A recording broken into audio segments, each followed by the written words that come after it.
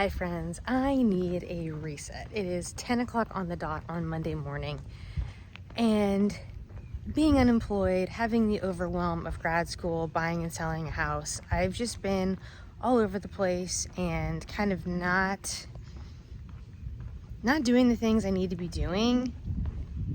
So then I feel unproductive. I am mostly unproductive, and that makes me feel like crap, and I'm not even reading that much. I had a really good May and really good beginning of June as far as reading goes, and it's just totally slowed down. Even when I took my trip, I finished Tin Man in one day, which was great, but then I ended up hardly reading anything else, and that makes me feel like crap again. And it's not that I have to be reading all the time, it's that the things that I'm choosing to do instead of it. I mean, I literally ended up, the other night, I went to bed and I started watching Reels, and I must have been watching Reels for like 2 hours and went to sleep super late, and I just hate that. And again, it makes me feel like crap when I do that. So it's a new day, it's a new morning. I already started off the morning later than I wanted to. I didn't get up until like 8, which, I mean, honestly, 7 is the latest that I like feel good about waking up. And I didn't go to bed super late last night. So I just saw my therapist at 9 via Zoom. And one of the things we were talking about was my lack of routine and the crappiness that it makes me feel because of my lack of routine. And so that's gonna change. Basically, I just have to get over the fact that I'm starting late today. I did do my Bible study and prayer this morning, so at least there's that. I got that done. But I think the first thing I need to do, starting tomorrow, is first thing I do when I get up is, maybe I make the coffee and have a little bit of coffee, but I need to head out for minimum a 15-minute walk. So, let's call it a mile. A mile walk. It's not too much. It's, under 20 minutes, and that's gonna help me feel energized and ready to tackle the day. Then I can do the prayer and Bible study, and ideally I'm reading out of the AA book as well. And then I can start my day. And that will probably, ideally that involves reading, as long as I don't have some sort of early appointment to get to. But that's it's typically my favorite part of the day. But because I've been sleeping so late, and I've just been feeling lazy in the morning, and I'm not happy with myself about it. So that's gonna be kind of the recharge, the reset for this vlog.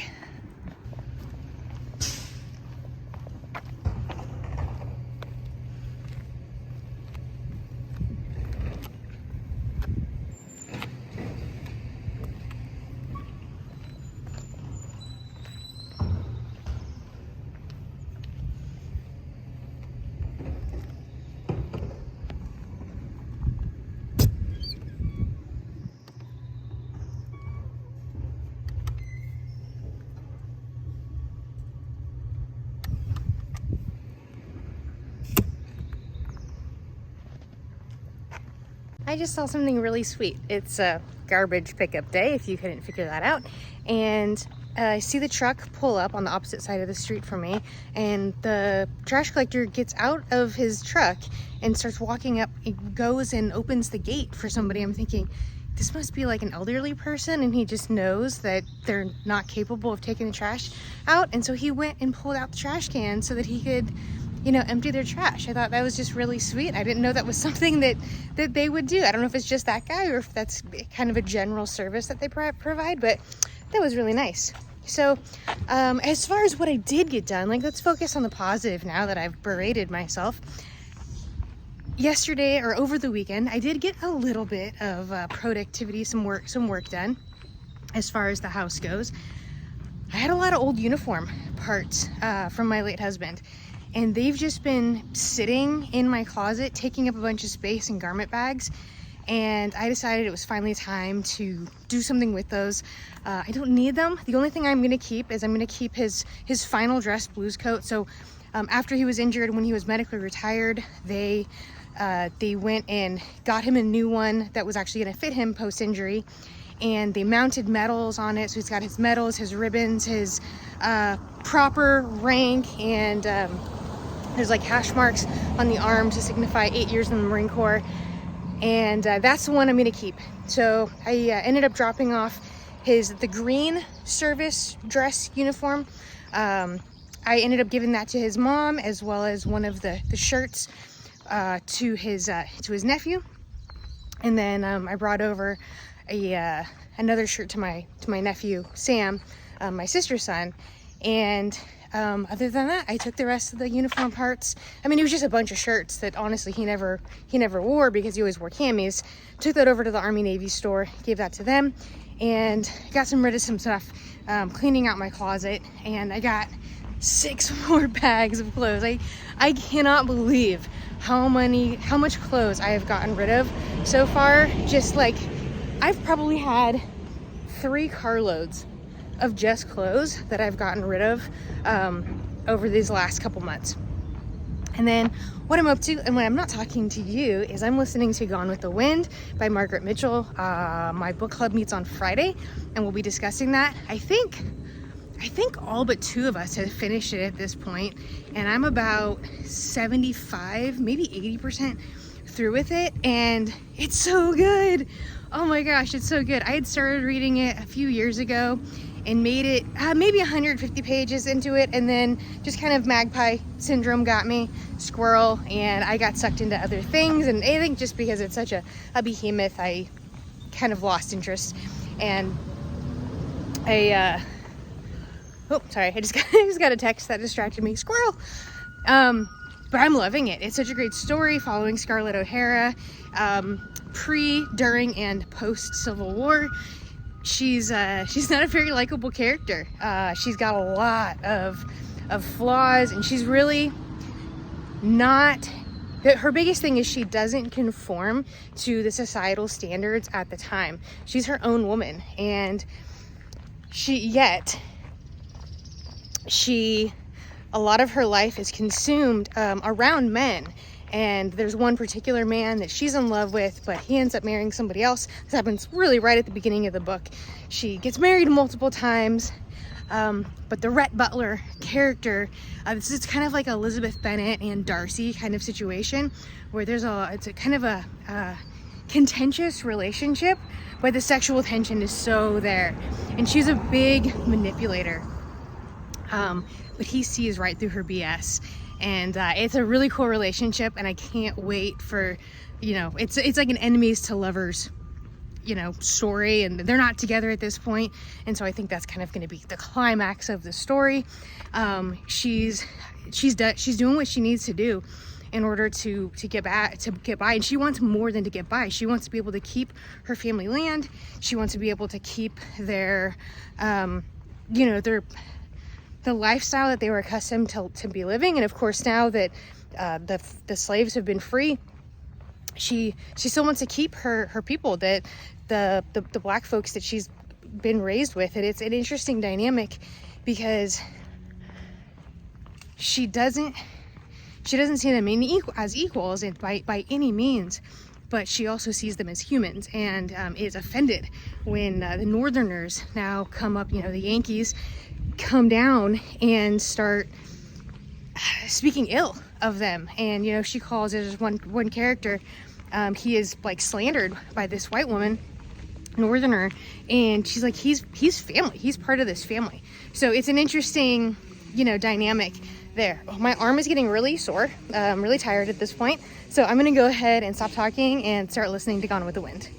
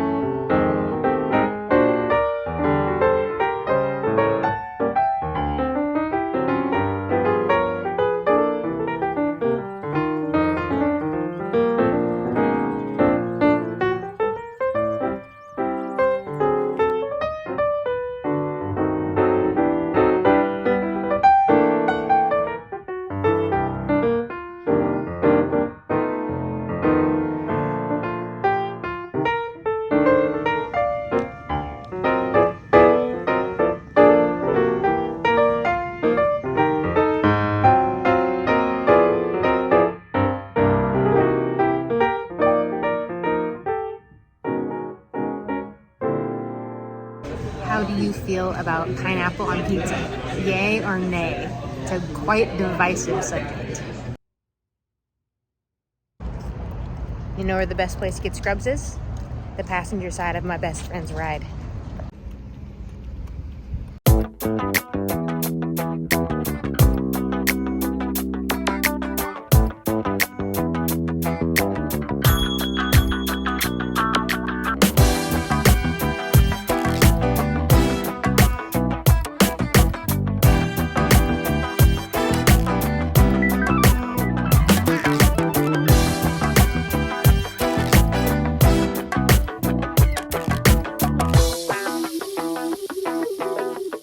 So I'm home, tattoo is done. I'll put pictures here of the completed tattoo because it has like a wrap on it. Hang on, my grandma's calling me. Anyway, so that was my grandma just calling because I'm coming out of the coming out of the tattoo shop, and or like right before I was walking out, my grandma called, and so I was like, I sent her to voicemail, like I'll call her right back when I get in the car. Listen to the voicemail from her, and which I don't normally even listen to voicemails. I normally just call the person back. And she's like, "Hey, just wanted to see if you know what's going on with your mom, with your mom about her doctor's appointment or something like that." And I was like, "What is she talking?" I know my mom had a doctor's appointment today, but I didn't know what she was talking about. So I called my sister first thing. She didn't know anything I was talking about, and then her husband is like, "Oh, your mom texted me. She had to go to the emergency room because her blood pressure was really low." She's like, "You didn't tell me my mom was in the emergency room?" So she's fine. So apparently she gets to her, she was just had an appointment with her GP. Gets there, her blood pressure was 80/50. He took it multiple times. Still 80s/50. Had my dad come pick her up and drive her to the hospital, emergency room. I guess her BP was fine when she got there. They ran a bunch of tests. Couldn't find anything, and so the thought is it's either stress and or her angina, and she needs to follow up with her regular doctor and probably cardiologist. So that's what's been going on, like literally since the moment I oh my goodness, since the moment I walked out of the tattoo shop.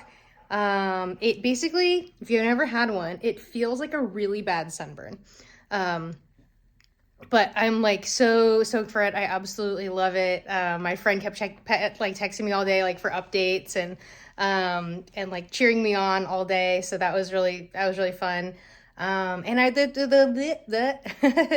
the tattoo artist was really cool. Just, we ended up just talking the whole day. So it took about 5 hours. So I was actually there for about 6 hours total, but the actual tattoo was about 5 hours. So definitely the longest I've ever sat for a tattoo. And now I'm going to get horizontal on that couch and read some Lonesome Dove.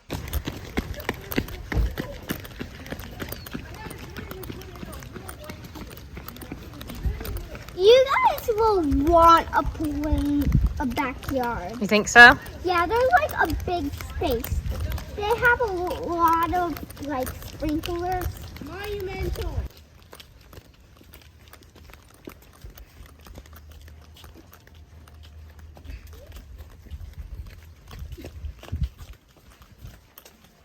You open the door for me? My new house. Welcome home.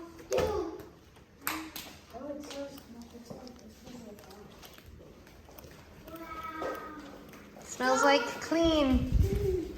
Let's go outside. Kiki, come on. You're seeing our house. Yeah. Look at it, Titi. The chicken house is over there. Oh, the backyard. The other one.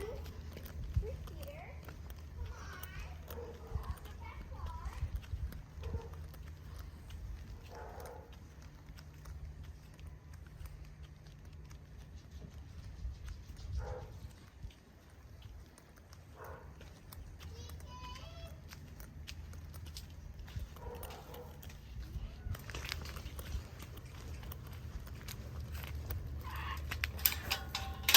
How do you do that? You just lift up the right spot. See back crossing. Mm-hmm.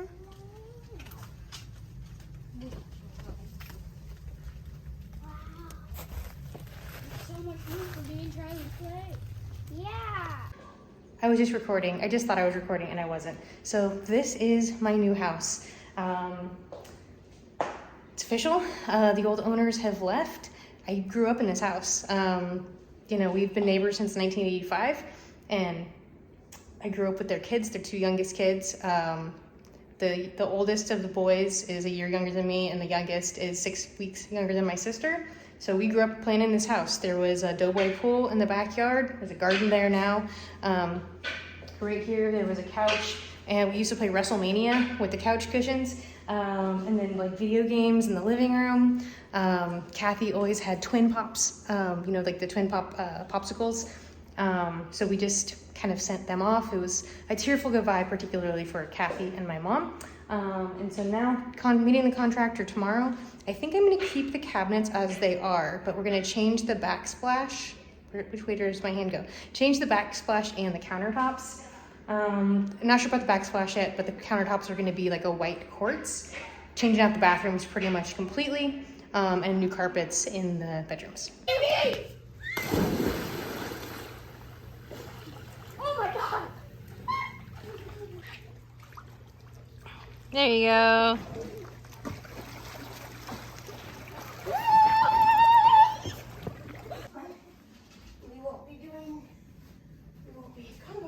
I have exactly an hour and a half before book club, and I have exactly an hour and a half left in Gone with the Wind. I'm making a peach cobbler because Georgia peaches. That's in the oven. My watch isn't on. That comes out in about 40 minutes or so. It needs a half an hour to cool, so it's gonna be perfect timing before I leave, like ready to come out, or like ready cooled down before I leave. Got some ice cream I'm bringing, and then of course I'll be listening. I'll be finishing up Gone with the Wind on my drive there, so cutting it exactly to the minute. Also though, I'm freaking loving it. Like, it got wild a little while ago, and yeah, I don't know where it's gonna go. There's kind of like two men, Rhett Butler, and then Ashley, the guy that she's been in love with from the very, very beginning. And it's kind of like, who's she gonna end up with? Oh, nice bra there in the background, cool. Bra on a baseball. Anyway, yeah, so it's like, who's she gonna end up with? I don't even know who I want her to end up with. The relationship with Rhett is quite volatile. There's just been a definite issue of consent and physicality, but there's something I still like love them together. So it's just a very fiery relationship. But as I was as this kind of tumultuous scene was going on, I was thinking that she's like this wild Mustang, and it's his mission to break her.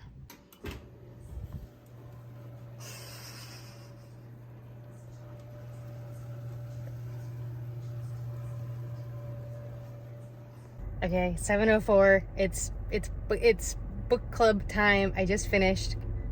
It's so good. Oh my gosh. If you've never read Gone with the Wind, highly recommend it. The audiobook is really good, especially since it's a nearly 1,000-page book. So good. I meant to do like chef's kiss. I snapped instead and I meant chef's kiss.